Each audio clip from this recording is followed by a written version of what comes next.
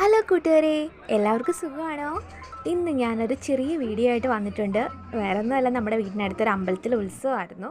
10ാം ഉത്സവമാണ്. കുരുതികാമൻ ക്ഷേത്രം എന്നാണ് അമ്പലത്തിൻ്റെ പേര്. ആ അമ്പലത്തിൽ പ്രധാന പ്രതിഷ്ഠ മഹാദേവനാണ്.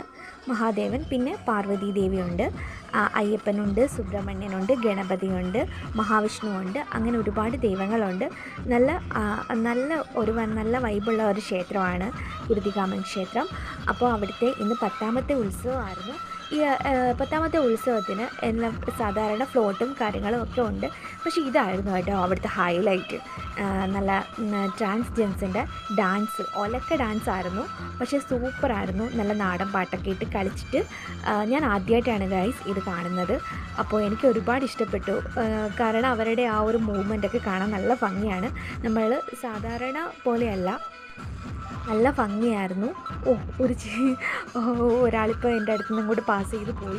ഭയങ്കര ഗൗരവമാണ് കേട്ടോ ഗൈസ് അവർക്ക്.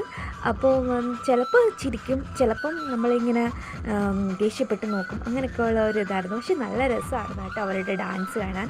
ചേട്ടന്മാരൊക്കെ നിന്ന് ആസ്വദിച്ച് കാണുന്നുണ്ടായിരുന്നു. അത്രയ്ക്ക് നല്ല രസമായിരുന്നു കേട്ടോ. അപ്പോൾ നല്ല ഭംഗിയായിരുന്നു. ഉത്സവമൊക്കെ നല്ല രസമായിരുന്നു.